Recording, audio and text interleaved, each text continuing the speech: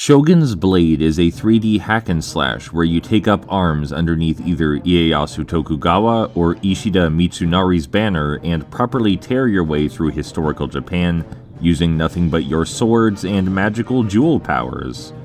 The game is similar in concept to the Dynasty Warriors and Samurai Warriors series, but it fares a bit differently in execution.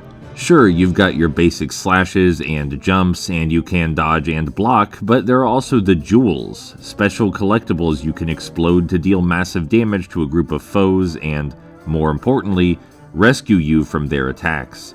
Jewel explosions are the only move you're able to perform while an enemy is striking you, making them a precious safe button of sorts, and you'll want some on hand at all times. Aside that, the game also features a lightning raid mechanic, where you hold down the attack button to target multiple enemies, then release to freeze time and swiftly deliver an unrelenting barrage of automated blows. This is the quickest method to remove large quantities of enemies, and as such, also the quickest way to grind any items they may drop. Lastly, the game implements a directional attack system, where the direction you hold while swinging your sword allows for different combos and utilities, such as thrusts or spins.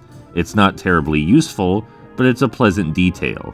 The overall gameplay loop is pretty standard. You enter a level, a pop-up message urges you to kill an enemy officer, and you comply. The compass points you right to your goal, so you'll always know where to travel, even if actually getting there takes an obscene amount of time. The trick is, of course, in actually combating these enemy officers.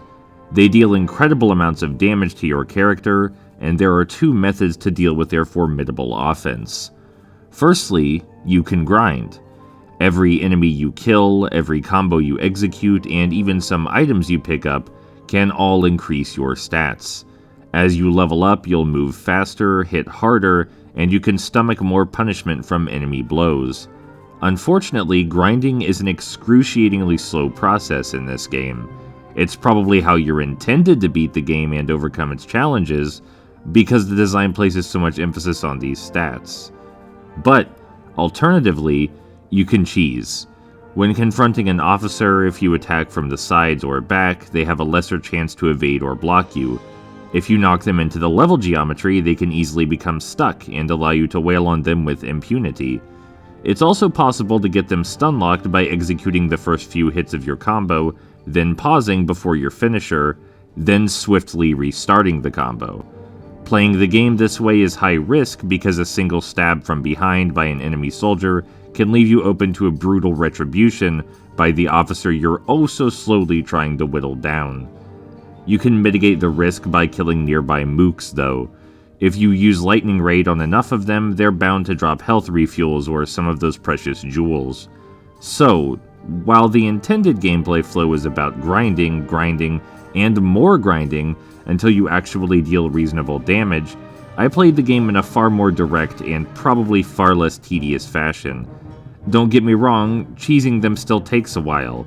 The amount of hits these officers take is absurd if you don't engage with the RPG mechanics, but it's still better than the alternative.